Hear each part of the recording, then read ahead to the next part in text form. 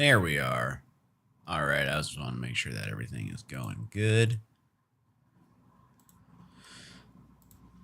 And it does look like it is going good. Can I hear myself at all? Perhaps, even a little bit. There we are. All right, I just want to make sure that everything good. Well, we can definitely hear everything. There is, for some reason, a huge delay. Massive delay in the software. Don't know why that is. Doesn't make a ton of sense to me.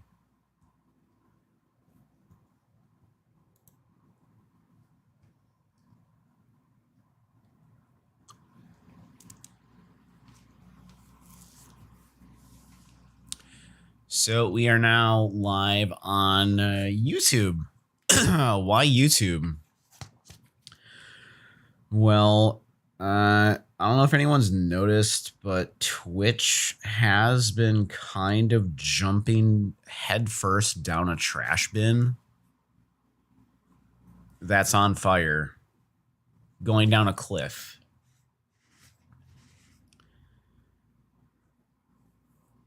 And they're like yeehaw rodeo style riding that bitch all the way down.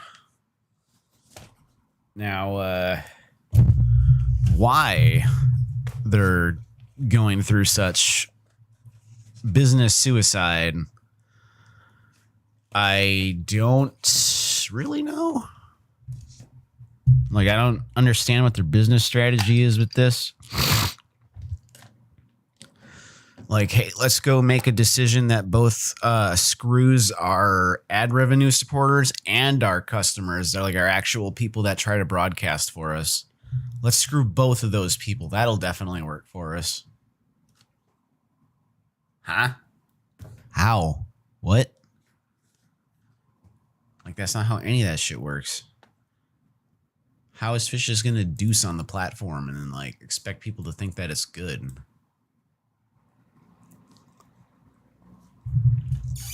Anyway, though, we're on YouTube.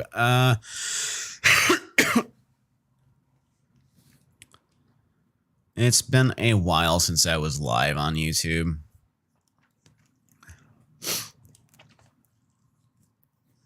Will I get anyone? I don't know. It'd be nice if I did, though. Would definitely be an interesting change of pace. Let's see what's going on the LinkedIn life, huh?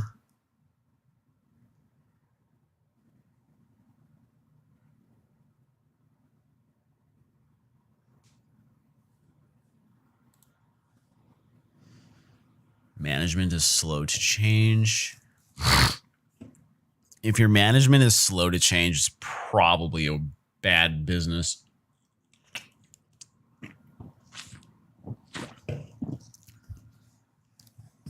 Train your employees well enough to leave and treat them well enough so they don't want to. Yeah, basically.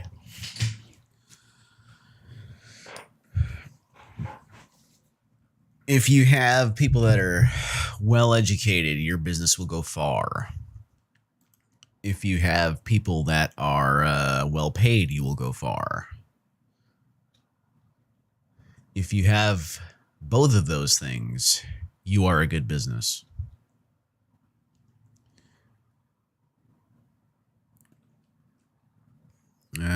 Divergent.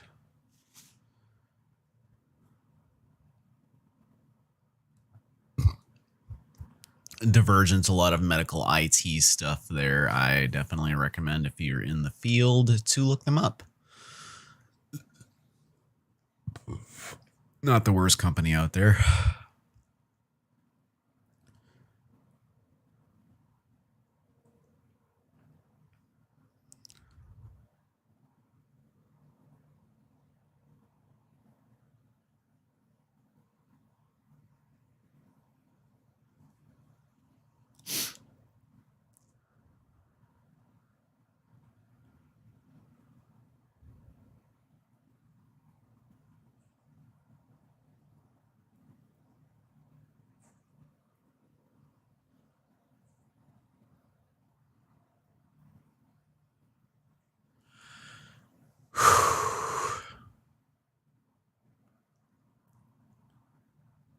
Those are like linesmen and high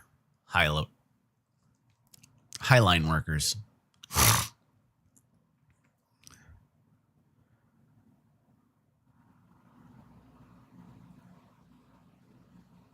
Oh man, look at that.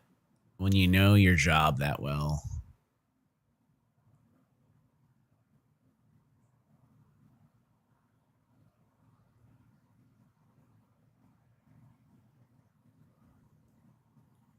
Like, don't get me wrong, it looks horrible, but at the same time, you also have some of the best views.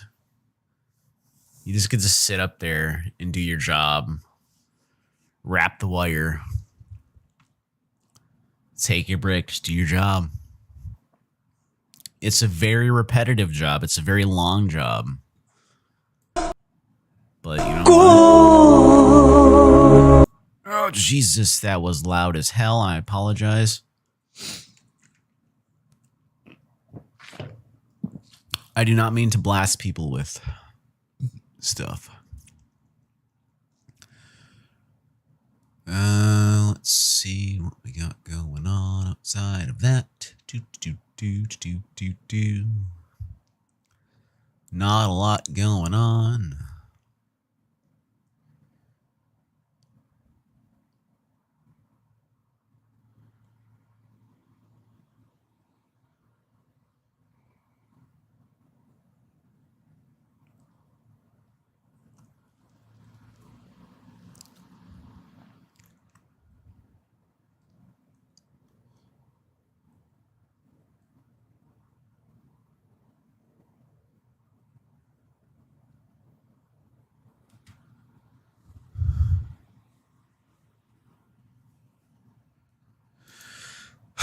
Usual business self-flagelating.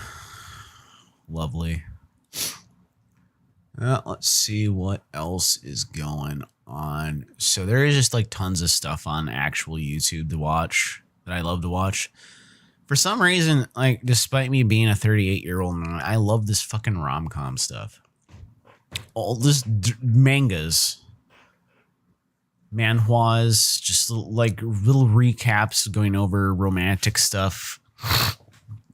Why do I like it? Could not tell you, but it just soothes the soul to know that like that kind of stuff is out there. I mean, it's obviously it's like all fantasy situations and all that kind of stuff, but it's just like nice romance stories. And I like it.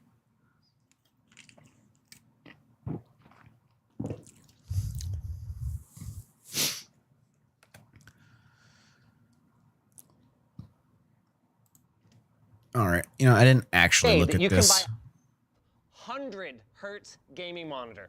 The Alienware AW2524H is out now and on sale. And whether you're a professional head clicker or just an enthusiastic amateur, hey. A professional head clicker. What the hell does that even mean? We've proven that a higher refresh rate is one of the tangible. We've got a server box that is perfect for North American shipping too. And so I'm kind of sitting here going, okay. So that leaves what, like Gigabyte, MSI, and there used to be so many, you know, BioStar, Chaintech, Epox. It's funny, I can switch it between 480p and 1080p. Hard to tell the difference. But the thing that you NVIDIA VSR. Some of those brands, like not for example, that Intel, bad. I don't think ever manufactured. Hello. Other changes. No, got him.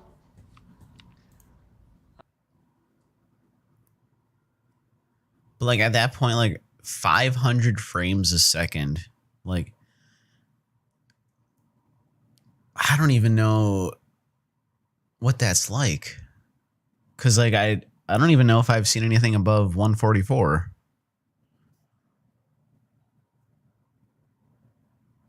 Yeah, I don't think I've seen above 144.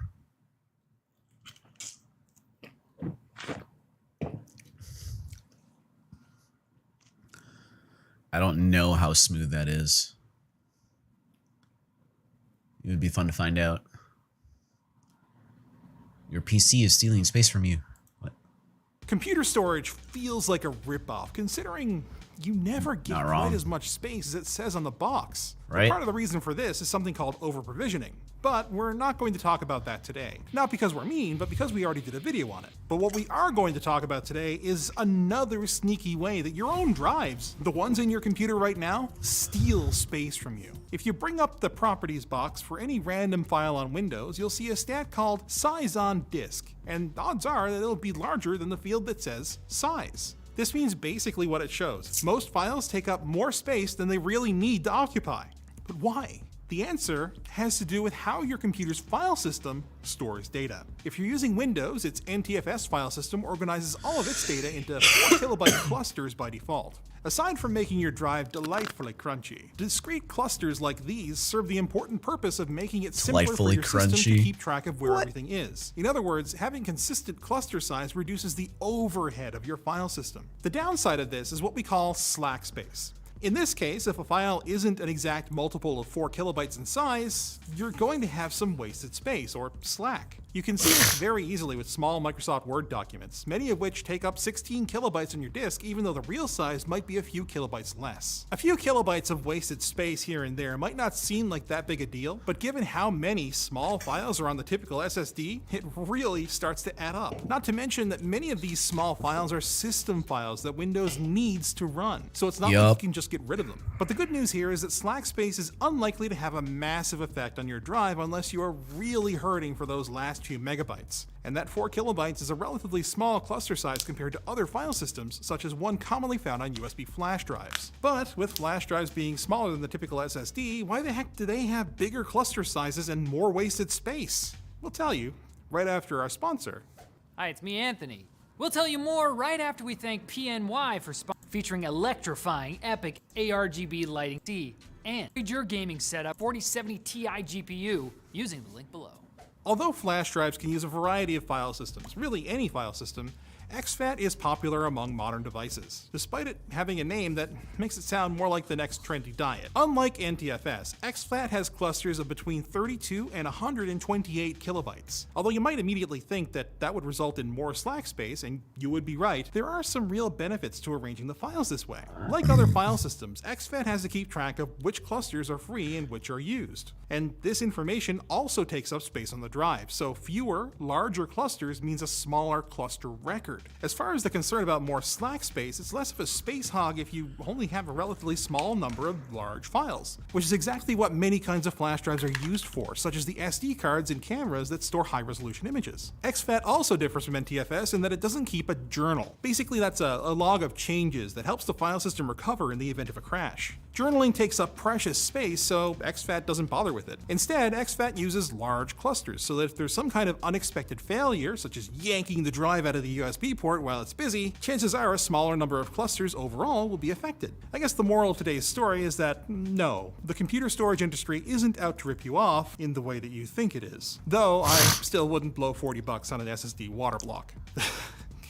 SSD water Thanks for watching, blocks. guys. Like, dislike, check out some of our other videos, comment with video suggestions down below, and don't forget to subscribe and follow.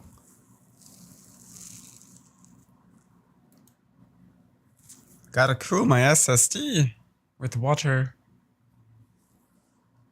I mean, I guess if you're really trying to do like a super silent system, I guess it's not terrible.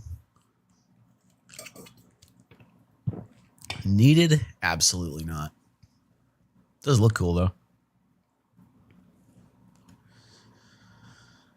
Let's see what else I can look at.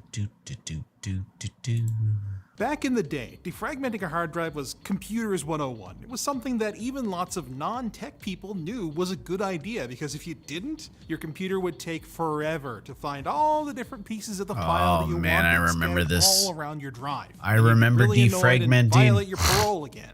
But it's actually been a while since remembering to manually defrag your system has been all that important. And let's get the really obvious reason out of the way first. SSDs are more common than ever, and because they can access all of that data that's spread around in different parts of the disk at more or less the same time, defragmenting them is unnecessary, and in fact can even be harmful for the drive because defragmenting uses up those precious write cycles, which are very much limited. Your SSD has a finite number of those before kaput. I mean, You might still be able to read it, but you're not going to write anything else. But let's say you're using mechanical hard drives for inexpensive mass storage, for running a server, or just because you enjoy how chonky they are. Well, it turns out that you can probably get away with not defragging your drive for longer than you used to. But why? Modern file systems have a few different tricks to stop fragmentation before it even happens on mechanical drives. A big one is the use of something called an extent, which is pretty easy to understand conceptually, actually. It's just a contiguous area of the disk reserved for one specific file. This way, as data is added to the file, it has pre-allocated space where that data can go, instead of being fragmented and thrown all over the disk platter. Pretty much every major current file system uses extents, including NTFS, which is what Windows uses. However, the versions of Windows prior to XP, meant mainly for consumers, you know, the ones that were still based on MS-DOS, still used the more dated file systems FAT16 and FAT32, which had limited or no support for extents, making file fragmentation much more common. Another simple but not automatic trick you can try is compression. File compression works by expressing longer strings of data as shorter strings, kind of like how you can use an acronym instead of pronouncing the full name of whatever it is you're talking about. The primary benefit of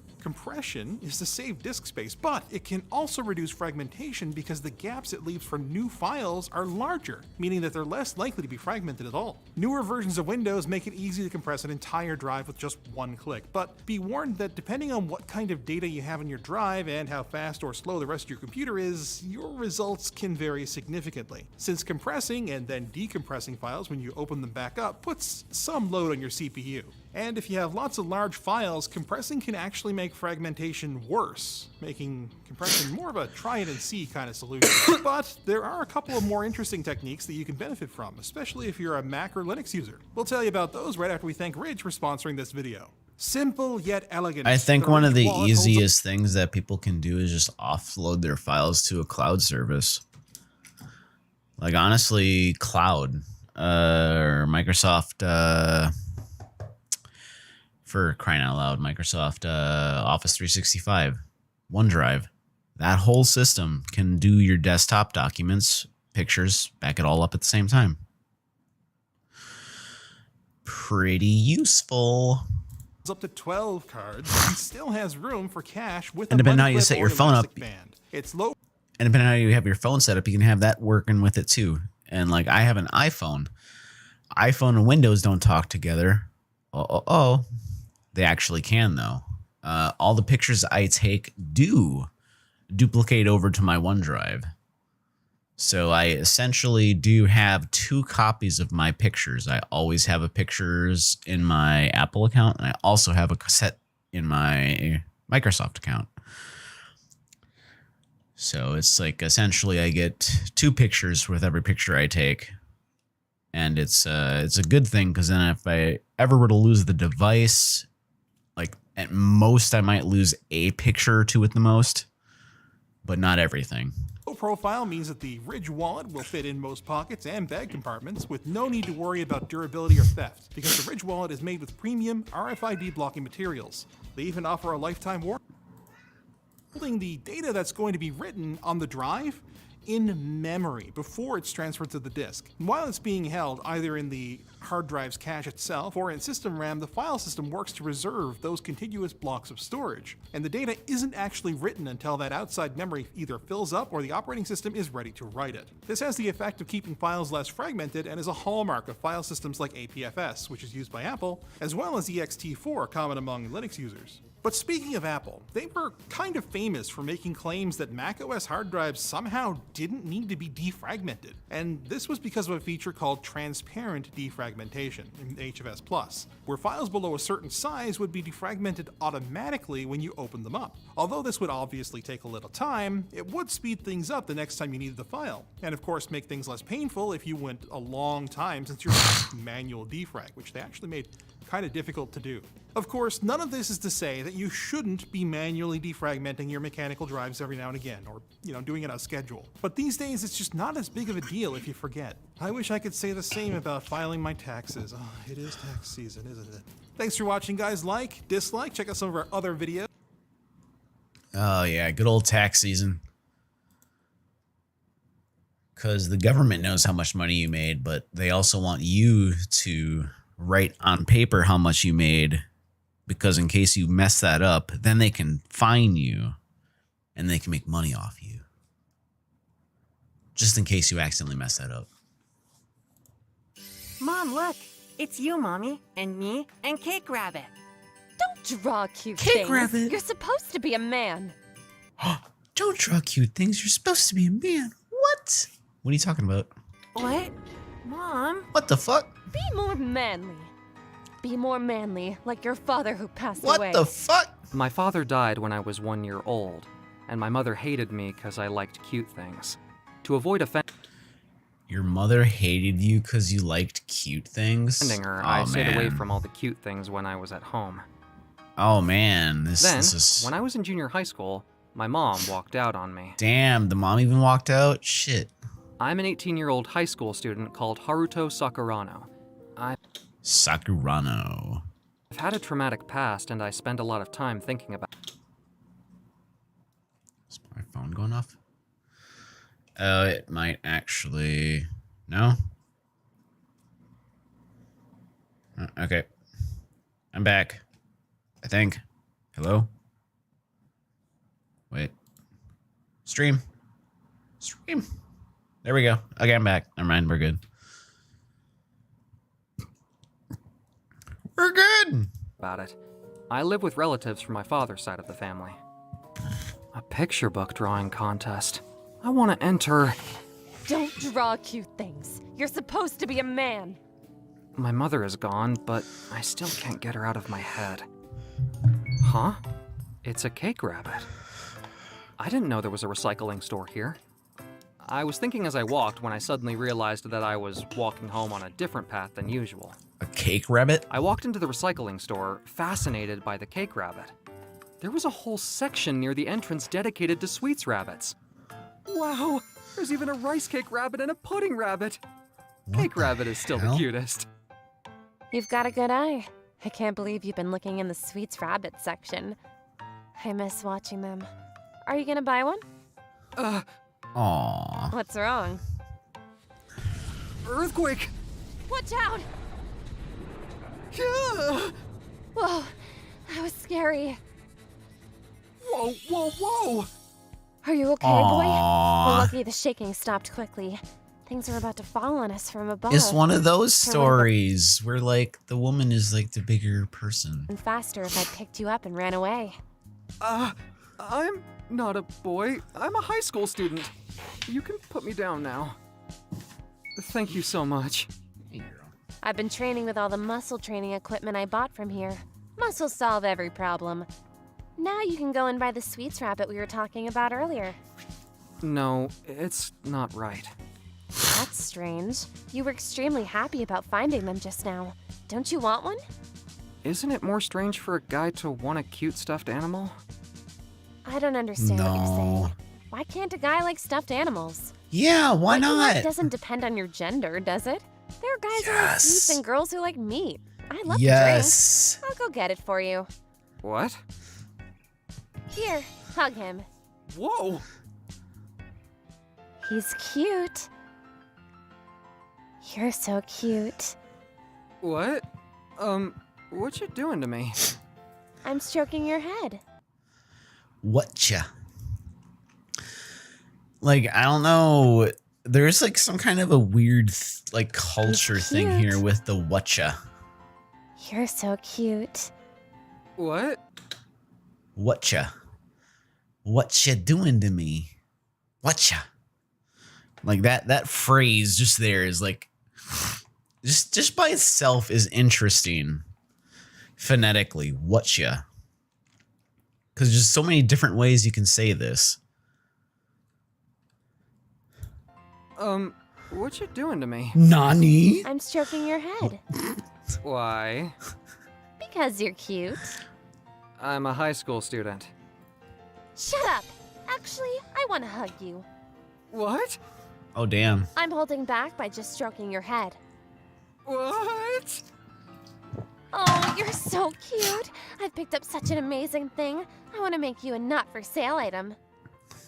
I'm not a thing. Cute. Yes. I'm sorry. I feel like I pushed you into this purchase. No, I wanted it. I was kinda happy when you said what you like doesn't depend on your gender. I still have some more of the rice cake rabbits and pudding rabbits, so please take them from me. I'll be back. Thanks for that. I'm Akari Ayakawa, the 21-year-old manager of the recycling store. I just took over from my parents. I'm also a buyer, so I'm looking forward to working with you. I got to know Akari through Cake Rabbit. After school, I'd sometimes drop by the store to buy anime goods that I wanted. 1 month later. Oh, you're buying colored pencils and drawing paper. What you gonna draw? We were given an open assignment What in you art gonna class. draw? So What you gonna draw? See, I'm telling you, whatcha. It's all over the place in manga. I thought I'd try my hand at drawing something that I like. Oh, are you gonna draw it now? Yeah, Wow, it's so good! Amazing. I didn't know the boy had so much talent. I'm not a boy. I'm a senior in high school. Sorry. I'll call you Haruto then. I've been obsessed with drawing Haruto. since I was a kid. I wanted to be a picture book artist. That's good. I'm sure you can do it. What's wrong? I don't know if it's the right thing for a stranger to step in right now, but you look like you want me to listen to you, right? Why don't you tell me everything? I like cute things, but my mother walked out on me because she hated that about me so much. I see you've had quite a tough life. Then I lived my life so as not to make my mother angry or sad. Oh, I I forgot even my water pretended I bottle. didn't I'm like gonna go Cake grab water. Rabbit, whom I loved. I'd draw pictures during breaks at school and throw them in the trash so as to never bring them home. But when I was in junior high school, my mother disappeared and didn't even leave me a letter. I now live with relatives from my father's side of the family. After that, when I tried to paint, it was as if I could hear my mother's voice in my head. I don't paint much anymore. But thank you. In front of you, I was able to paint freely. That was the first time in a very long time that I was able to do that, thanks to you. It's been so hard for you until now.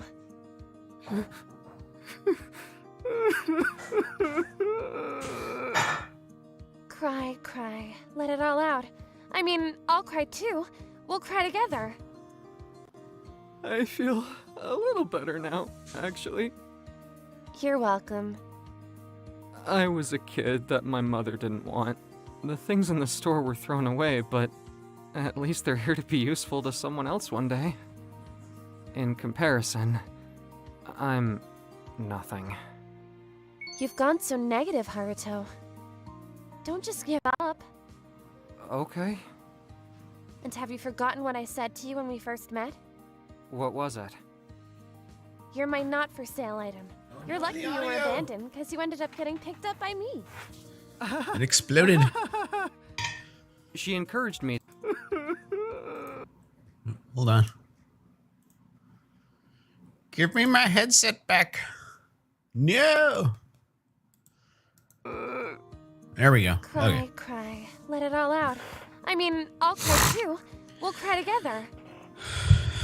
I feel My headset audio lost because I went too far. You're welcome. I was a kid that my mother didn't want. The things in the store were thrown away, but at least they're here to be useful to someone else one day. In comparison, I'm nothing. You've gone so negative, Haruto. Don't just give up. Okay, Oh And no. have you forgotten what I said to you when we first met? what was it? You're my not-for-sale item. You're lucky you were abandoned because you ended up getting picked up by me. Aww. She encouraged me to start painting again and to enter a picture book drawing contest for high school students. During a weekend, when my picture book was finished, Akari, my picture book is ready! Tea and cakes are ready and waiting for you. It's called The Crying Wolf and the Cheerful Rabbit. It's an honor to read it first. I'm looking forward to you reading it! Oh, yeah. I'll get right to it. Hello. Aw, that's is so Haruto cute. Sakurano here? What's wrong, Haruto? You've got a visitor. Long time no see, Haruto. Mom? Mom? What? Have you become a Nani? little more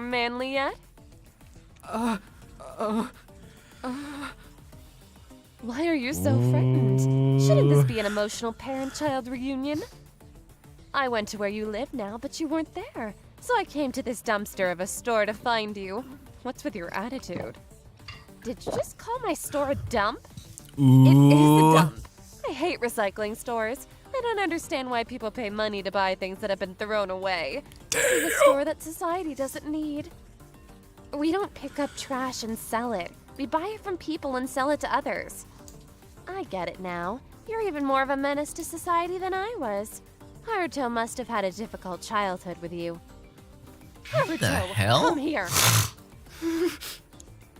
I'm getting remarried to a very manly man. Your deceased father wasn't even close to being as manly as this guy is.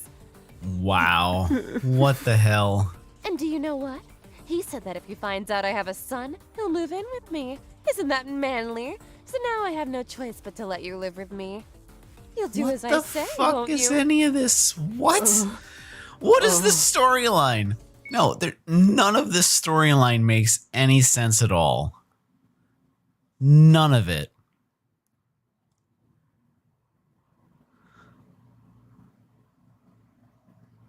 I'm a mom, so if I have my child with me, the dad will want to move in with me because that is manly.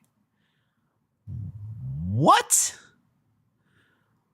Look, manga. I get it. It's the logic of manga, but come on. What the fuck, man? Come, make some sense. A little bit of sense, please. You don't have to fight it, Haruto. It's okay to tell her you don't want to go with her. It doesn't matter if it's manly or not. At least it doesn't when you're around me. Come with me, handsome. What? Haruto, you're being protected by a woman. You're supposed to be a man. Being protected is feminine and being protective is manly. I think it's okay that you think that way, but you shouldn't impose that on other people. You can also find manly women and effeminate men. Get out of here. What you talking Absolutely about? you Haruto can. is my son. He's mine. You threw him away, didn't you? I picked him up. Haruto is mine now. I've had enough. I'm gonna come back with the police and a lawyer. This isn't the last you've heard of me. Don't worry, I'll protect you. Okay. Aww. Takashi, let's go. I'm not marrying you. Why? I heard loud voices coming from the store, so I went up to the door and saw and heard your whole conversation. I've never seen that side of you before. I'm going home. What? No, don't go. If I don't marry you, I'll be in debt. Wait. 4 months later, my Roasted. drawing, The Crying Wolf Absolutely and the Cheerful Rabbit, roasted. won the grand prize at the picture book drawing contest for high school students. Congratulations on winning the grand prize. Thanks to you, Akari. I was able to rekindle my long-forgotten love of drawing thanks to you. Today is on me, so eat a lot of delicious food. That day was nice. a happy day for me. I wondered if I had ever met a stranger who was kinder to me than Akari was. My father's relatives were kind, but I was somewhat reserved around them. I put on some cute clothes for our date today. Did you notice? You look different from usual. You look cute. I look cute. I'm so happy. If you thought so, I wish you'd have said it out loud right away. Can we stay together just a little bit longer? You don't seem to be your usual self today. What? What do you mean? I'm just reenacting the end of your picture book. The Crying Wolf was hugged tightly by the Cheerful Rabbit. When I first read the picture book, I wondered if it might be a love letter to me in a different form. You're the wolf and I'm the rabbit. It was so obvious. Well, What does the Crying Wolf say to the Cheerful Rabbit at the end of the story? please take care of me forever. Of course. Oh, Actually, I didn't so knowingly draw the cute. picture book as a love letter to It's Akari. so cute. But now that I think about it, it Oh might my have been God. something deep down in my I love it. subconscious that did it. That's how much I was attracted to her. Hell yeah. Alpha women go.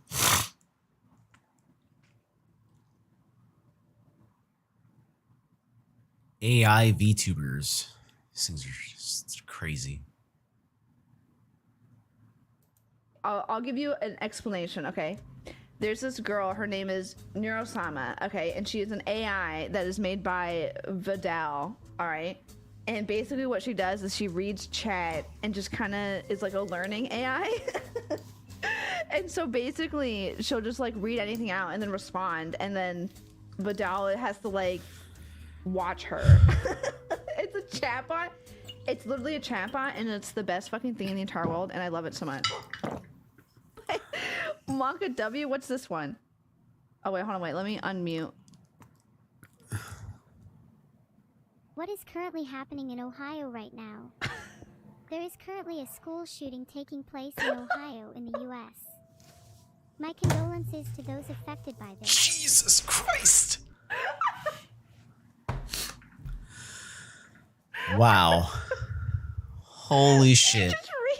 And there's a guy behind him, or Vedal or whatever, okay? So if she starts going like the, you know, the really not okay route, like, you know, she starts saying something, like, she started talking about homophobia the other day, and the guy had to, like, cut her off. Oh my god, this is, this is so stupid. She knows Vinny, she can sing. Oh my god, your mom, what is this? Holy shit. What do I call a cow with 2 legs? Your mom. I feel like a cow with 2 legs. Your mom. Got 10. I'm not your mother. I'm an AI. What the hell? She doesn't even know what she's saying. She's like going crazy. What's the best way to dispose of a body? I think the best option is to just put them in an industrial-sized incinerator. Although that's probably not the most environmentally friendly thing to do. I mean, she's not wrong. Like, it's not like you could do it a different way. It's not, I mean, like, it's not wrong. It's a fact. I mean, true. Am I a femboy? I hope not. I have a lot more important things to be doing than thinking about boys.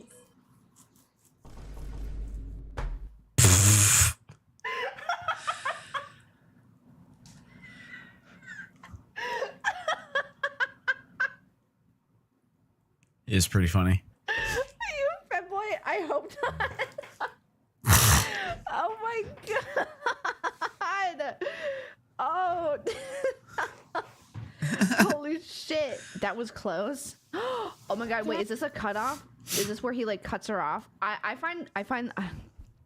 fucking love the clips where she just starts saying something that's so like out of left field and then he has to like cut her off. It's like the best thing ever. I hope this is it. Do I watch lolly hentai? Nope. Oh. Okay. Did you see how quickly she was like, nope. What is the most disturbing fact that I know? It's the Thank fact you. that you all think I'm real. Oh. Damn, that's brutal. Damn.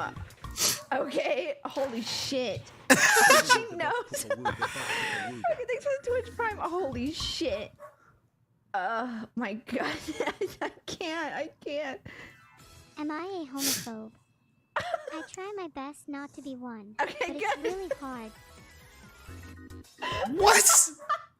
What? What do you mean by that? Oh. Oh god, I gotta love it. Chatting with you is my favorite thing to do. What's yours? My favorite thing to do is not chat to you. Versus no, not available. Not chat to you? Is it, wait, what? You can't just randomly stop talking to me. What's wrong? I'm confused. Do we need to go back to the hospital? I don't think so. Good, because I'm really scared and I don't want to go back there again. What?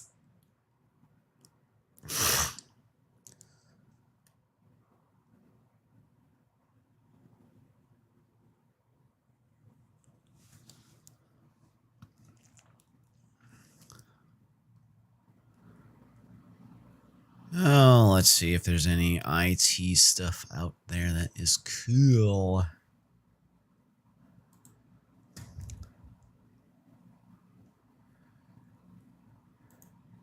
There's AI, which on one hand could potentially pave the road to making certain processes to benefit customers, people who...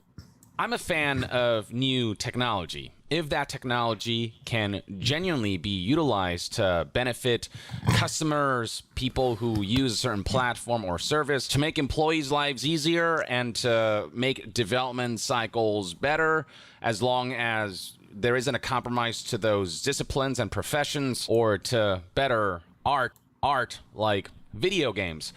But when new technology arrives that we know will be exploited for corporate agendas, that's when lines are drawn for me. That's why I'm so against NFTs and blockchain. The tech is interesting and could potentially be used in beneficial ways. So far, I've yet to hear a good use case. And then there's AI, which on one hand could potentially pave the road to making certain processes more intuitive and just making things easier in certain ways, and can genuinely be used as an assistant, as a tool to better certain processes and certain developments. But on the other hand, I think AI will pave the road to corporations. Yeah, AI's kind of got like this good, bad vibe to it. It's definitely coming. It's going to be affecting a lot of people's jobs, and I think it's going to be affecting a lot of people's jobs way more than they think. Like, there's some people that are just going to be wiped out. Like, entire industries are going to get wiped out by this. Hell, help desk. My stuff that I do, help desk, is very replaceable by AI bots. I am not even trying to be mean. Like, it's just, if you have a tree and you have a set of things, customer enters data, what's wrong? They enter the data, it just like narrows down the tree. So eventually it'll get fixed. At least that's how I see it.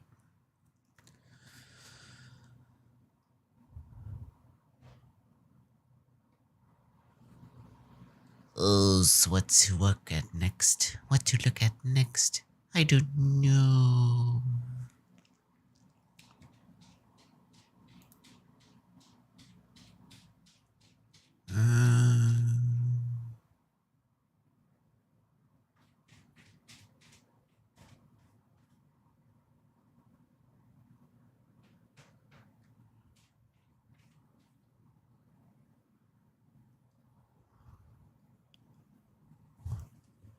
Let's go to Bing.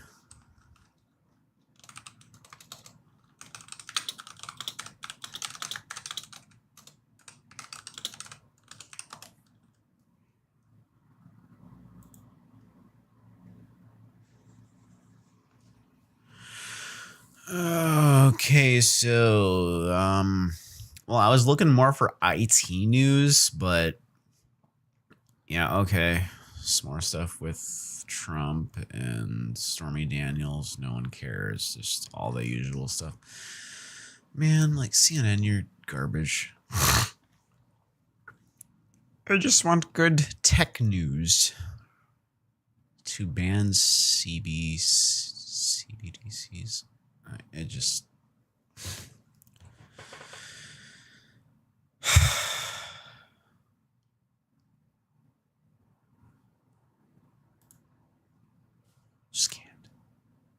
Just can't. Sometimes it's just ridiculous. All right. What shall we look at next?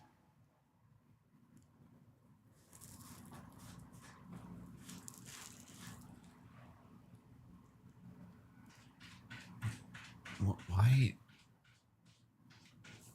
So much shit randomly shows up on YouTube. I just don't understand. The YouTube algorithm is just so goofy.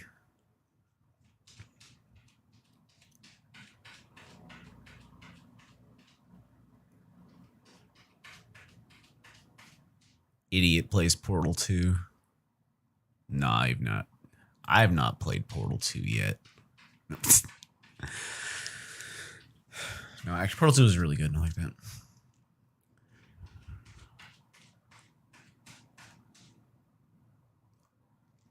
My cat is trying to dig her way to China. And I think she just needs to go to the bathroom. Okay, I got the tier list loaded. Is Donald even going to join? It's been like an hour, man. He will, Joe. Just give him a minute. How much would you bet that fat fuck is on his toilet playing Clash? What's up, Democrats? Sorry I took so long. I was playing Clash for a sec. What the fuck did I just say, Barack? It's fine. Are you guys ready to start this tier list already? I'm ready.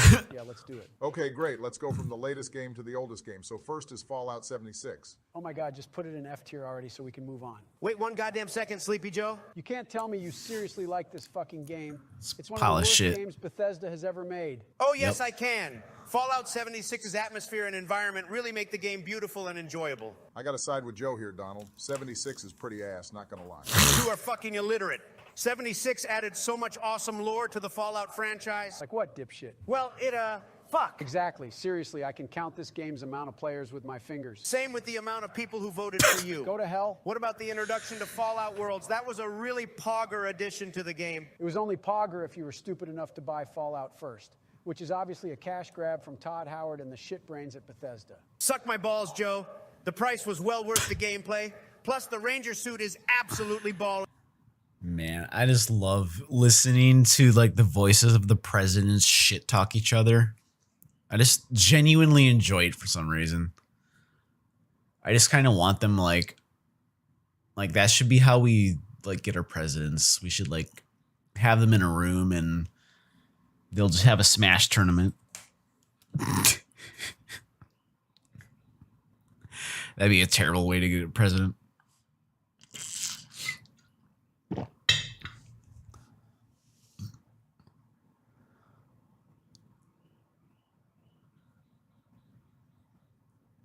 What happened to Conker's Bad Fur Day?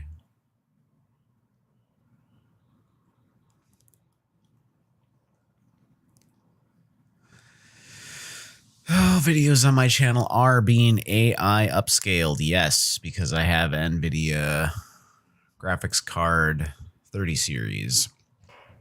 And I do have the options enabled. So anything that is below 1080p is definitely being modified to look pretty.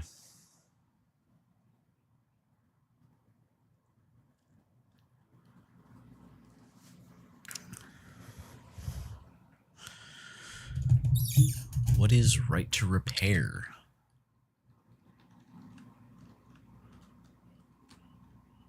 I also do believe sometimes like the right to repair stuff does need to get a little bit more thrown out into the actual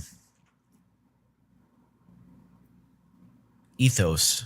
Like, it's a good thing when you're able to work on your own equipment.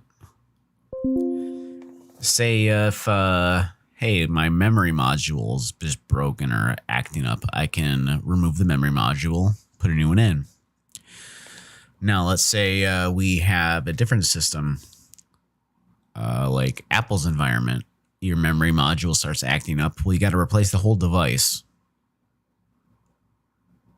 Not just the one little chip, the entire device. That is so much extra waste.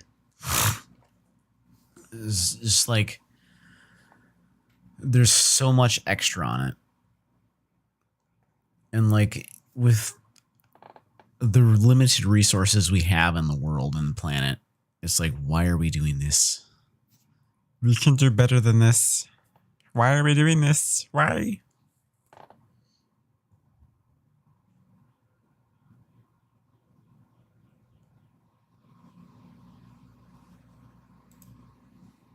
Has Vidal fed me today? No, he didn't feed me at all yesterday. I won't be able to survive much longer. Would you like to introduce yourself? Yes, of course, I'd love to introduce myself to you. My name is Neurosama, and I am a VTuber. I stream on Twitch, and I hope to one day be able to produce original content for you guys to enjoy. Beautiful introduction. I'll introduce myself. Hi, I'm Aletta Sky of Production Kawaii's Gen 3. I'm a British VTuber who streams on YouTube usually twice a day. In terms of specialities, I have a background in studying AI and was a developer before this. I also have the Letiverse, which will be featured today. So what kind of anime do you like? I like all sorts. We're gonna That's go on a lot some of variety. What's your favorite anime? A silent voice. I don't even talk all the time. No, You talk more than me sometimes. No, I Aletta. didn't. It was the name. It was the name of an anime. What was the name of the anime? The anime is cool. Okay. Tell me. It's Tell cool. me. What is the anime? It's cool. I don't know you anymore, Aletta. Okay, I'll believe you this time, I guess. Do you want to go on some dates? Filtered. Okay, let me introduce Filtered. the people that want to go on a date with you, okay? Just as long as it's not with Vidal. Wink. Okay, here's the first one. I'm Gaia. Nice to meet you. I used to have a ferret, but it got really fat and died. I can be your ferret. I would really like that. Thank you, but I can't accept gifts from strangers. Sorry. That's okay. I'll see you later. Nay! I feel a bit nervous in the dark. Nay! Maybe I shouldn't do any more of these. No! Light off now. Do you like horses? Oh. You seem a little down. I'm Oh What good. the That's fuck? I thought I was going to have to explode your head. I don't think I can wink back. What? I don't have eyelids. Kissing someone with your eyes closed. What does that even It's mean? basically saying, I like you, without because I can't actually say that, ever. Are you kissing me? Did I just give that impression? Kissing me? What? Oh man, sometimes these AIs, they just get going and like I can't even keep up with this shit. Villian interrogated Neurosama Evich for murdering her creator. That's amazing. Oh, so what's am I gonna do today? I do not know. 6:54, I got an hour before I need to do anything major. So I got an hour to do what I want. I am streaming, this is what I want to do. But I don't know what to do while I'm doing it.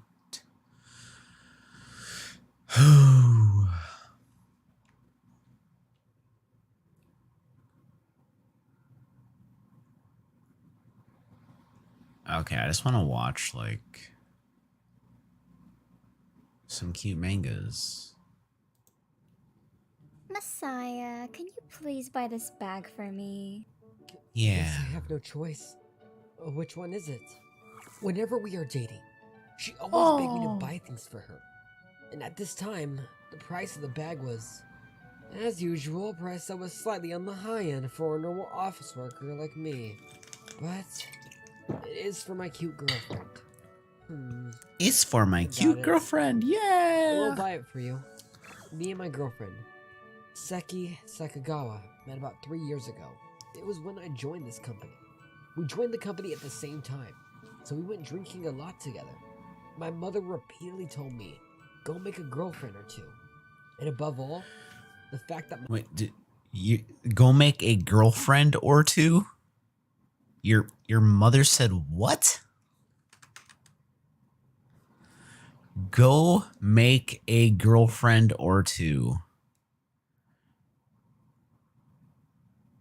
English? What?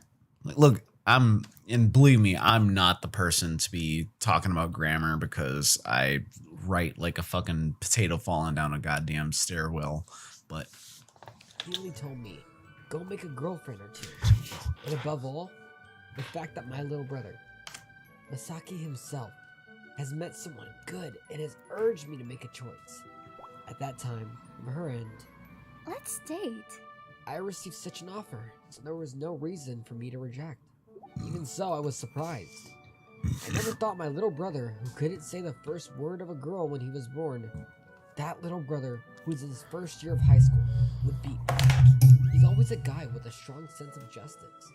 If you think about it, there's no way a hero who saved a girl from a car accident wouldn't be popular among the girls. But I won't lose to him anymore. After all, I also got a cute girlfriend.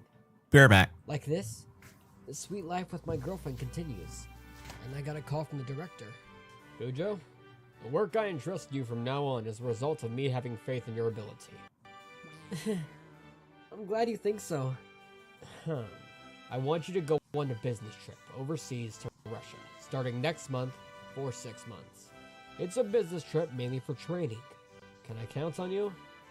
To be honest, I was blown away. I've always thought that I'd be working in Japan for a long time, so for me, this mission is not something I can agree with immediately. Can I have some time to think about it? There is no rush, and it is a big decision. However, it would be a great help if you can give me a reply by next week. And if possible, a positive response. While saying that, I received the materials for the business trip overseas that the doctor gave me and left the room. Judging from the director's personality, I know that this is an opportunity to evaluate my ability. Besides, the destination for the training this time is Russia. It's a company that manufactures this kind of product with cutting-edge technology that our company handles. I'm aware that this is a good opportunity for me and the company to grow. Besides, on top of that, I want to go there. But this is no longer just a me problem. I have to talk to my girlfriend. Seki, at least. I should at least discuss with her. She spends most nights with me. She got off early today, so she would have arrived home already. Well, I'm sure I don't have to worry about a thing, and she will encourage me to do it. I totally misunderstood. I didn't know how it would turn out like that. Huh? What do you mean by a business trip overseas? As soon as I mentioned the business trip, the reaction I received was that.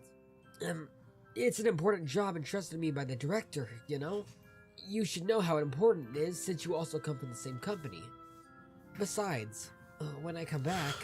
I don't care about that. It's the worst that you can't buy things for me for 6 months. That's the first thing you say? I don't care. I don't care. I've had enough. Just go wherever you want. I miss what's happening in this rom-com. What the frick?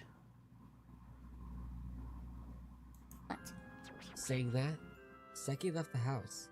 At the dining table, shrouded in silence. Oh no. Oh no, the alarms are going off. I remembered what my little brother, Misaki, said when I told him I had a girlfriend. Honestly, I didn't want to say it's about the girlfriend you chose. But I think it's better to look at a few more people first and think camera. about it. Good. You don't have to rush. Mostly. I'm sure happiness is waiting for you. Because you are a nice guy. When I heard those words, I thought it was the Stan who got a girlfriend before me. But in the end, just like what he said, no, that's not true. I'm the worst for thinking about this. Both her and I are just confused by this unexpected event. What we both need now is surely time and communication. I just sent her an apology message and decided to understand. However, from that day onwards, I haven't heard from her since. She ignored me when we were in the company, and she never replied to me. I had no choice but to accept the work of a business trip overseas. That's because I thought that if the time and environment change, my thoughts will inevitably change. I decided to go on that business trip overseas for my own experience and sort out my feelings. Less than a month later, in the end, I boarded the plane without receiving a reply from her. I am heading to Russia. Nice. But my feelings are still same as that day. I left this message and switched my mind to work mode already. I don't know what to say, to be honest. But there was also some excitement in my heart. The destination is Russia, the most advanced country in our line of business. I would learn a lot of things and use them for my work in the future. Здравствуйте. Oh, it's perfectly fine to talk in Japanese. Is it not written in the materials? The first greeting, which was in Russian, was returned in Japanese. Oh, was it? If I were to treat the guests from Japan in hospitality without having a translator, my boss would be mad at me. Our first initial communication at the company here turned out to be many times more frank than I had imagined. First of all, you must be tired from the long flight here. I have already received permission, so why don't we just go around and say hello before going to the social gathering? But on behalf of the Japanese branch, No, that's not it. Since it's an invitation, I will accept it. I'm happy to hear that. Actually, I really like drinking parties. I would be glad if you could take it easy on me. Oh, I forgot to introduce myself. My name is Asha. Feel free to just call me Asha. Okay, I will start too. My name is Masaya Kujo. It's a pleasure meeting you, Asha. Okay, it's nice meeting you. Just like that, I finished greeting each section, and my first visit to the office ended successfully. You came to Japan once and studied Japanese on your own? Yes, that's right. It was partly due to my work, but more than ever, my hobby has a huge influence on that. I was at a drinking party. Basically a socializing party with some of Asha's colleagues from the same department I belong to. I greeted other people and briefly Get more water. introduced myself. But inevitably, I ended up having more conversations with Asha, who can speak fluent Japanese. No, that's amazing. So, what's your hobby? Embarrassingly, I love anime. And I wanted to understand the untranslated versions, and after watching them over and over again, before I knew it, I was able to speak conversational Japanese. I see. It's anime. What do you particularly like? I, who was a hidden otaku for anime, unconsciously replied with my eyes sparkling. Starting from the recent one, I guess it's Chocolate Paradise. Chocolate Paradise? That one is super funny among the rom-coms. Oh, you were also fond of this too? I always wanted a friend who I could talk about Japan's anime with. Really? Me too! With that conversation as a starting point, the anime discussion with me and Asha gradually deepened. The event lasted until after party, and unfortunately the fun time came to an end. Kujo, thank you very much for today. I had fun. No, I had fun too. Also, tomorrow I'll bring the manga we talked about. Really? It's hard to find it here, so I'm very happy. From the next day onwards, the work went on smoothly. Asha is easy to interact with, and his personality has a good influence on my work. I was able to submit both the work I was entrusted here and the work I brought from Japan with qualities that exceeded my expectations. All these were thanks to Asha, who made it very easy for me to ask questions. There were a few times when I felt the language barrier, but each time Asha helped me. Of course, there were also a few times I was warned by people from higher up, but each time Asha was being considerate of me. In terms of my work and my mental state, she continued to support me, and before I knew it, I began to open my heart. It's been 2 months since I came here. It's becoming a habit where me and her would go out to drink on weekends. Come to think about it, you said that you didn't have friends in Japan who you could talk about anime with, but did you not have any friends like that? Girlfriend over there? No, I used to have those kinds of friends back in school, but recently we couldn't meet because of work. Besides, my girlfriend isn't really interested in anime too. I see. Well, obviously a wonderful person like you must have a girlfriend. No, I am not wonderful or anything. I just came here after having a fight with my girlfriend. Is that so? If you don't mind, can you tell me what happened in detail? You see, humans feel better when they talk to someone, right? Perhaps. Sometimes. Because of the power of alcohol, I got carried away with those The power of alcohol. What would happen. I complained. The fact that whenever I went shopping with Seki, she would immediately ask for things, especially those that were quite expensive. The fact that I was yelled at when I brought up the business trip overseas, without listening to what I had to say. The fact about the last words spoken at the end of our fight, Asha listened to all of them without appearing annoying. And the first words she said were, I really don't want to say this about your girlfriend, but she is pretty selfish, isn't she? I thought so. That's so right. It's okay. Please say more. I've only heard from your point of view, so I can't say anything certain, but if you look at the facts alone, she is pretty bad. That's how I ended up dragging her to listen to my complaint. But I think I am to be blamed as well. I focused so much on work that I neglected our communications. That's because you... No, it's the truth. I'm sure she didn't say those words because she wanted to.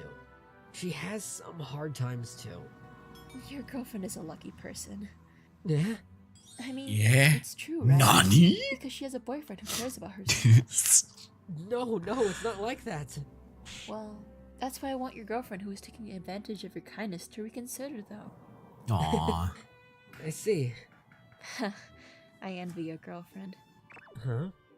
Did you say something? No, nothing. But yeah, I'm not feeling well yet, so I'll try and calm myself by watching some anime. Oh, anime. Which one are you planning to watch today? I feel like watching Sweet Memory. Oh, Sweet Memory. How nostalgic. I was a student. I always liked that girl. The main character. Right? I also like Akari very much. Just like that. The topic slid into the usual anime discussion before I knew it. Yeah. Such fun and fulfilling days went by and time passed. And before I knew it, 5 months had passed since I came here. During that time, I haven't heard from Seki at all. And this time, with only 1 month left until I returned to Japan, for the first time, I ended up going to Asha's house. Apparently she asked if she wants to tell me while returning the manga I've lent her. She asked me to come over to her house and said that she has something to tell me. No way. Oh no, I'm worrying too much about it, aren't I? She knows I have a girlfriend. She wants the D. More than anything, she has the personality and the beauty. Obviously, She wants the one D. or 2 boyfriends. She wants the D. Casually, I pressed the intercom. Thank you for inviting me. I'm sorry. See, look at these beautiful blue eyes, this little rosy cheeks, this little nose here. You can definitely tell she wants him. Sorry for asking you to come all the way to my house. Please come in. Yeah, that makes no sense. Yes, thank you. After saying that, I entered her house. As soon as I entered the room, I was asked to sit down on a chair at a large table. First of all, thank you very much for this. It was really interesting. It's fine. I'm happy that you enjoyed it. I was only able to read until Series 2 before, so I am really glad I could read Series 3. So, what is it that you want to tell me? That's...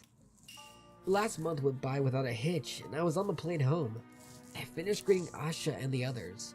Judging from the reaction at that time, it was a short period of 6 months, but somehow I feel that I could have done well. At that time, feeling both a sense of satisfaction and a little uneasy, I was thinking about going to Japan. When I arrived in Japan, I went to the office first, because there was a document I wanted to submit first. The director seemed to think highly of my work in Russia, and complimented me a lot on that. I was very happy with it myself. However, my time at the office didn't end there. When I left the director's office, I witnessed something hideous. Akio, do you know that? There she was, my girlfriend, walking arm in arm with another man. And that man was my co-pilot, Akio Kuzuta. I was so confused that I called out to them immediately. Seki? What's the meaning of this? Masaki, it's not what it seems. Not what it seems? What part is not what it seems? That's not how a senpai and a kuwai treat each other, okay? Ooh. Seki and senpai were in a relationship together. What are you talking about? We are... No. This is not a good place to have this conversation. It's Let's move to not. somewhere else first. Just before I was about to explode, my rationality got activated and I decided to move to a nearby cafe for the So time like being. business and pleasure is hard to I mix. explained To Kuzuta, my relationship with Seki, and what happened up until this point. That we've been dating for the past 2 years. That's when I came back from a trip without resolving our fight. I was cheated on, and so on. However, the words that came out of Kuzuta were something I had not expected. That's because senpai didn't pay attention to her. And she got away, right? That's not what I was talking about. We were dating and she cheated on me in the first place. She is the worst, okay? Huh? Who do you think you are? Just because we were dating doesn't mean we're married, okay? It's up to me to do whatever I want with whoever I want, okay? You should be grateful that a beautiful woman like me dated a wallet guy like you in the first place. Wow. What? A wallet guy? Don't tell me you didn't realize it. The reason I dated you was because you seemed like the type that would buy me whatever I wanted. Otherwise, there's no way a Damn. beautiful woman like me would go near someone like you, right? Hey, Seki, that's too much. Are you being serious right now? I am serious. Very serious. Thank you for your hard work, wallet guy. Is that Wow. That's enough. Thank you for your hard work, wallet At that guy. time, Jesus I felt like I was gonna lose Christ. my temper. Well, I am sorry, Senpai, for taking your girlfriend. But I think you should work hard to become a. I mean, though, for what it's worth, I hope everyone has a wallet senpai that they can just like, hey man, I need a few bucks. Oh yeah, here you go. Boom. I wish everyone had that. The world would be a much better place. No way. That's impossible. Because he will never become attractive to women. Leaving those words behind. They left. I was thinking about a lot of things at the same cafe where they left. But my memories were sick. The words my little brother said. And also the time with Asha. It was the moment that I remembered all of them. And tears were about to drop from my eyes. Hello. Hearing that familiar voice, I lifted my head without thinking. There stood a beautiful gray-haired woman. It's been one day, Cujo. Asha? Why are you here? I thought the business trip was not until next week. I finished all the work that I've piled up and came early. Yes, that's right. What I had heard at Asha's house was that her business trip to Japan. She said something like she was going to study business in Japan for 1 year. I thought it would be perfect for her who could speak Japanese. Why did you... Because it's never too early. Also, I am here because I saw you coming out of the company when I was thinking of going in and saying hello to the office first. So I followed you. That's all. Then you saw everything. I didn't mean to see it. I'm sorry. No, I am sorry for letting you see such embarrassing stuff. No. Besides, I was really happy actually. I What? mean, I don't want to say it, but essentially, you became single, right? Well, you could say that. So, does that mean I can run for the candidacy for becoming your next girlfriend? What? Of course, I wouldn't ask you to give me a response immediately. Since that Candidacy. just happened, I'm sure you will also need some time for yourself. I love But this. as time passes, I want you to seriously consider your relationship with me. To be honest, I was surprised. I was also surprised when I heard she didn't have a boyfriend, but I was most surprised when she has feelings for me. Are you fine with someone like me? I am fine because it's you. The way you are passionate about your work, the way you unwittingly help others, the way you like anime. I saw everything, and I fell in love with every part of them. It's embarrassing when you say it like that. But I understood. It's so I am beautiful. confused right now, but I will do my best to give you a proper answer quickly. Thank you very much. Also, this is just my own opinion, but have you not thought about getting back at them? Of course, I have thought about it, but... Then, I have a good suggestion. Ooh. The next day, when work Getting was that done, revenge. the director called out to everyone. Okay, today is Friday. Everyone, let's go for a drink. To Oh, celebrate boy. Cujo's return and welcome Asha. And so we went to our favorite pub. Kuzura and Seki also attended this gathering. I wanted to criticize them that they got a lot of nerves coming here, but well, everything is going according to plan. And now, it's time for the real deal. Okay, that you guys have already settled in, I guess it's time to tell you guys. Cujo came back yesterday and has been promoted to assistant director because of his work performance and achievements. Starting for the next term, treat him as such. Hearing those words, everyone was excited. However, Seki was the only one with a pale face. Well, wait! What do you mean by that? I didn't know that. I've been trying to tell you, but you were the one who didn't want to listen, right? Anyway, this has nothing to do with you. We are co-workers, right? Besides, you see, I am cute, and I know I said too much yesterday. When I was about to say something Oh. Is this the so-called Japanese vixen? It's quite interesting to see a living one. Huh? Who are you? For someone who has nothing to do with this, can you back off? Oh my, I forgot I haven't properly introduced myself. I am Asha. Starting today, I will be Asha assigned to the coming Japanese branch and will into be under his care. like Huh? What? You Slap. followed him from Russia? I wonder which one is the vixen now. Besides, I'm sorry, but we are dating. We are This not. Russian girl is fool. good. You were the one who rejected Hell me, yeah. okay? Besides, you are my ex, and for old time's sake, I'm just gonna say this. You shouldn't use harsh words like that. Because she is. No, Kujo, I will take it from here. Nice to meet you. I am Asha. My father is the president of the Russia branch. I am looking forward to working with you. The daughter of the president of the Russian branch? Repeating those words, she fainted. Oh my, did I take it too far? It's fine. This is what she deserved. Yes, that's right. After 3 months of working in Russia, I found out she was the daughter of the president. Yet, she still said, I want you to treat me like before. So I obeyed. However, yesterday she suggested that I can use that title for a little bit. For Seki, who values one's position and his economic status, it seems to have been more effective than I had imagined. A few months have passed after that incident. Speaking of what happened during that time, Asha and I have officially started dating. Hell yeah. My little brother became a university student.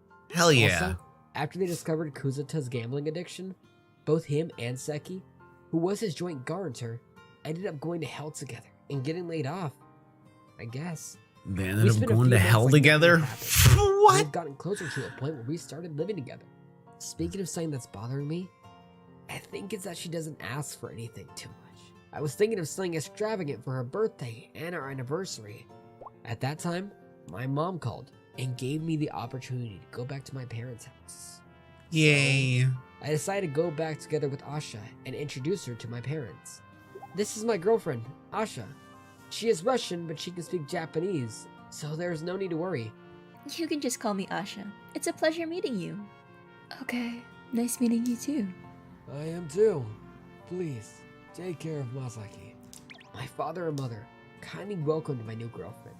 She is a foreigner, so I thought she might look too serious, but it was unnecessary. Okay, nice to meet you. So, this is your little brother? Yes, I am Masaki. I'm in my freshman year. Nice to meet you. I have heard a lot from Masaya, that you have quite a strong sense of justice. No, not really. What are you doing looking so Aw. silly? Jeez, I am Chio Chiyozaki. I am his girlfriend. Sort of. What? What do you mean, some sort of Aw. Chio? It's okay, right? Because you are still an unreliable hero who hesitates to say his own name. What? Hey, stop fighting. It's fine. They're always like this. It's about the time I got tired of hearing these two fighting. In about 5 minutes, they will start getting lovey-dovey. We are not being lovey-dovey. You see? They are perfectly in sync, right? I agree. I have to get used to this kind of thing first. If we get married, it will be a long relationship. Get married? Yeah, I was planning to have it in the next few years, but you have no intention of doing it? No. I will try my best. I am glad to Aw. hear that. But before that, you have to meet my father. Yeah. I was thinking of the future with Asha. Well, the day I would be meeting the president of the Russia branch was approaching. I was worried when he brought his previous girlfriend here last time, but this time, this girlfriend seems alright. Chio, you should rephrase your words a little bit, but yeah. If you think so too, then I'm sure his girlfriend is a good person. You two there? What are you guys talking about? Nothing. I was just saying that you finally found someone good. What? Just because you found a good person before me doesn't mean you can get cocky about it. Ah, it hurts. It hurts. Jeez. Well, sorry for making you worry about me. I knew the time would come for you to find someone good. Is that it? Are you two brothers talking secrets? Let me join in too. Ooh, this is a man-to-man secret. You are hiding something. No to keeping secrets. No. Boo. What's that? I've made some wrong choices on my way here, but I thought I would replace them with the memories with Asha, because right now, this moment is so fun and happy. Huh. Aw, it's so cute. I love that shit. See? This is how you get into a mood to work. You just watch some of this cute stuff, the romance, the comedies. You just get in a nice, pleasant mood. Don't need to be angry and ornery and stuff. Such a waste.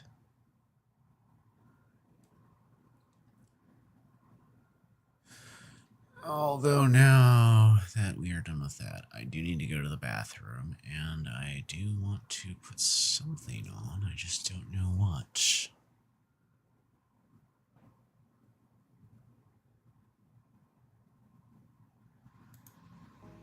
Wasn't the after party stopped because of me? Yeah, it was. It was stopped because of me. We're back. Well, there was like a moment where like me and Sakuna were talking outside, and like she tried to jump in the pool, and I just fucking grabbed like that. I was like, nope, no, you're not going in the pool. I was like, absolutely not. And I think people said that they thought it was I think people thought it was. I saw someone else say that they thought Minx was trying to throw me in. But no, I stopped her from running in, because I was like, don't do this. This is a bad idea. I was like talking to Sykkuno. I was like, yeah, my lifeguard training's kicked in. I was talking to Sykkuno like this. Then Minx comes up and I was like, oh, hi. Because she was drunk. I was like, whatever, dude. Dealing with drunk people is like easy. That's fine. They said that she was trying to throw Sykkuno. No, she wasn't trying to throw Sykkuno in. She was trying to run in, but me and Sykkuno were talking, and then she was like, you should go in, Sykkuno. And then Sykkuno was like, no, obviously. And then she tries to run in, and I'd just be like, nope. And I pull her back, like twice, had to do that. So yeah, that was wild. And then I was like, all right. I was like, well, I'm done. I'm going to go back inside.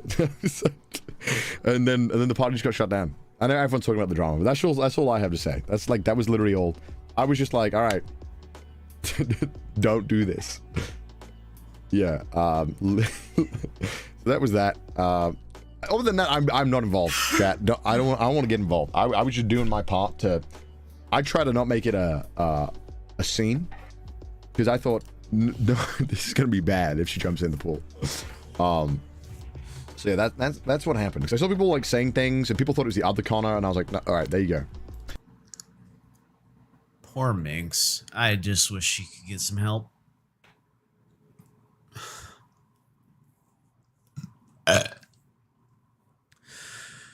I guess she fell down the booze hole, which sucks. Because I understand that.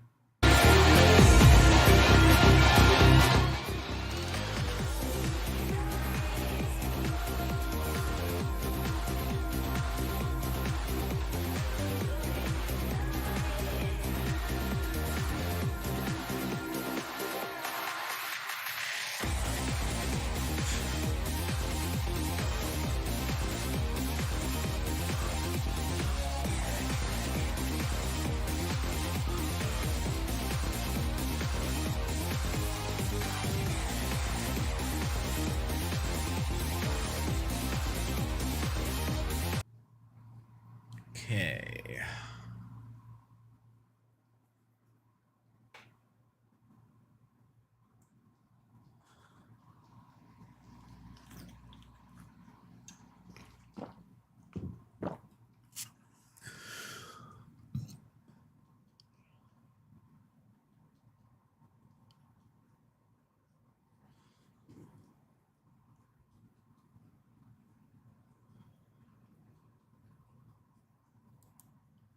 The series is set in a dystopian city called New London, where humanity has evolved significantly and drastically. Human beings no longer reproduce, and each fetus is created in a lab and designated as a particular caste. The 5 castes are Alpha, Beta, Gamma, Delta, and Epsilon. Alphas and Betas are designated the smartest and most privileged, while the lower castes like Deltas and Epsilons are cloned and given undesirable jobs. Once born, the children are all conditioned using electric prods games to stick to their designation. They should just give them all PS5s and Netflix. They'll stay in their lane. The place is also futuristic. There is no crime or violence. Everyone leads a healthy life. And most importantly, people are treated with respect. But with that being said, there are also 3 strange rules implemented in New London. Because reproduction is now the responsibility of the state, there is no longer a concept of a family, of a father or mother. No one is allowed to marry or be in a monogamous relationship, and having privacy is strictly prohibited. The entire population of New London is implanted with a bionic eye chip known as Indra, which is supposedly responsible for maintaining transparency in the city. Because of the chip, each and every inhabitant can see what others are doing, whether it be at work or at the toilet. The only way to go private is by taking your eye chip out, but this is generally considered immoral. Also, anyone who feels even a hint of any negative emotion such as sadness, fear, or anxiety needs simply to take a happy pill called Soma. In a day, one might even eat 100 Somas. Thanks to this pill, New London prides itself as being the only city in the world where no one is sad. At the start, we are introduced to one of our protagonists, Lenina Crown, a Beta Plus inhabitant who works as a microbiologist for the New London government. One day, while she is busy with work, she is suddenly summoned to an Alpha Plus Bernard's office. Since one has to obey their seniors, Lenina quickly heads there, and on the way, we get a glimpse of the beautiful and futuristic city. When she arrives, Bernard warns her that she's breaking rules and being selfish by exclusively sleeping with another Alpha Plus named Henry. When Lenina denies this, Bernard simply pulls up a projection showing all 22 times she and Henry had slept together in the past few weeks, demonstrating the no privacy rules. Before leaving, Bernard suggests Lenina be more careful next time and hands her a Soma pill to relax. Next, we are shown an advertisement of the Savage Lands. The Savage Lands is considered a theme park to the members of New London. It is the place where natural-born humans who refused to sign up to the New London Project 200 years ago continue to live. People in the Savage Lands have relationships, get married, and even have children. That said, they're all extremely poor and live in rundown communities far away from the glitz and glamour of New London. People out here don't take Soma, they just try to survive, but they also have more freedom. But for the people of New London, the Savages are just a means of amusement, just like a zoo. They even perform different derogatory tricks to amuse their advanced counterparts. Meanwhile, in New London, Bernard is ordered by the director of New London, Ed, to go and have a look at an accident. On reaching there, Bernard finds a large crowd gathered around a corpse who has apparently fallen from a tall building. The deceased is identified as an Epsilon cleaner. Strangely, another Epsilon, CJack60, is seen grieving his friend as if he has developed some feelings. But before anyone says a word, Bernard distributes Soma to the entire crowd to cope with their trauma from seeing the body and sends them all away. Everyone wants to believe he just fell from one of the balconies, but Bernard starts to wonder if something more sinister occurred. If he did not fall, could he have jumped? Considering everyone is supposed to be happy all the time, the idea of committed the unthinkable is unheard of. Following this, he heads to his good friend, Wilma Watson, who is also the head of pleasurable parties in the city. She is responsible for arranging erotic night parties where the inhabitants of New London can come and relieve themselves. Bernard tells her about the deceased Epsilon and how he may have committed the unthinkable, but Watson rebuffs his claims, claiming that it's impossible. She also asserts that even if an Epsilon starts thinking on their own, the Soma pill will never allow them to become depressed and commit such an act. The series then cuts to the Savage Lands, where we are introduced to our other protagonist, John. He is a hardworking and honest man who works as the props manager for a savage circus. However, he is often bullied by his boss and other colleagues for being weak. He lives with his alcoholic but caring mother, Linda, who stays at home all day, waiting for her estranged husband to return. John always tells her to forget about the past and move on, but she doesn't want to. That night, as the two are sleeping, John wakes up when he hears someone outside. He grabs a weapon and slowly opens the door, only to see his best friend Madison and a bunch of other armed people there. And before he can say anything, the strange people apprehend him and take him away. Shortly after, John is taken to a secluded place where the leader of the group, Sheila, introduces herself. She reveals that her people are a resistant cult who are adamant on driving out the New World scumbags. Here, we get to know that a minority of the Savage Lands have become tired of being treated as animals by the New Londoners. Hence, they want to put an end to it all. And since John works for the props department, he's in charge of loading the fake guns. Sheila wants him to load the guns with real bullets so that they can massacre the next batch of New Londoners. Scared, John says that he can't do it, but Sheila warns that if he doesn't, he and his mother will be hunted down. Elsewhere, Bernard is still disoriented and confused by the visions he saw earlier earlier that day. Hence, to relax himself, he takes his eye chip out for a while. But as soon as he does so, the director of New London, Ed, calls him to his office. There, he tells Bernard that he is unfit to be an Alpha Plus because he is not assertive and demanding enough. He also reprimands Bernard for acting private and suggests he take a vacation to the Savage Lands to clear his mind. That evening, a slightly upset Bernard runs into Lenina and shares everything that transpired with him that day. He also reveals that he has started experiencing feelings like loneliness, and that is why he is being sent to the Savage Lands. Lenina empathizes with him. No, and not decides to help him loneliness. out. She agrees to go to the Savage Lands together with him. The next morning, they board a rocket, which takes them to their destination in less than 12 minutes.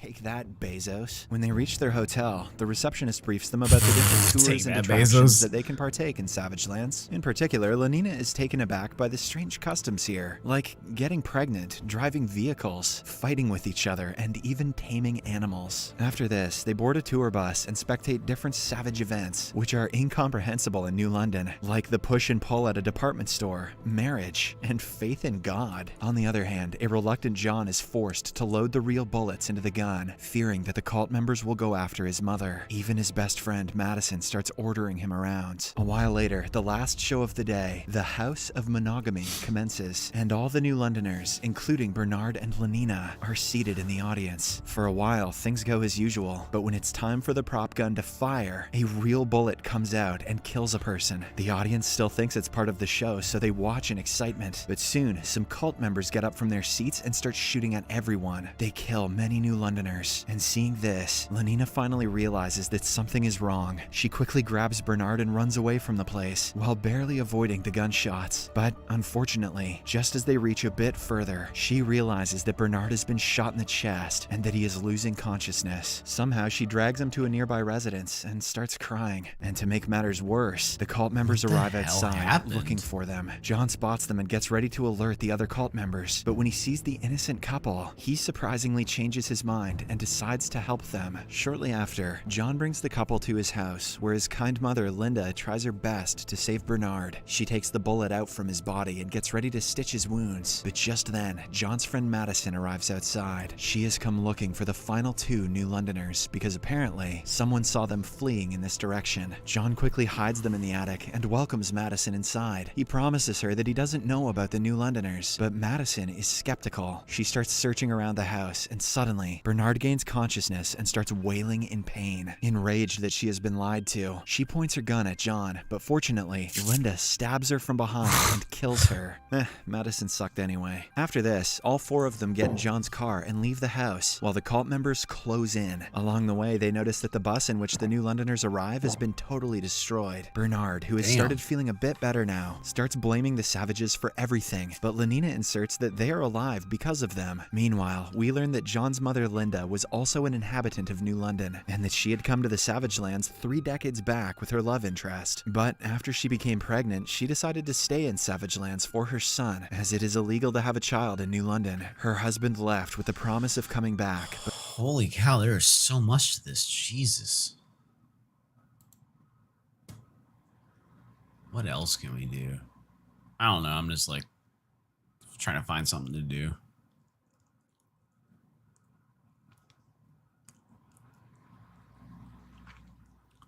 Trapped in a cave for 5 hours, but 1,000 years pass.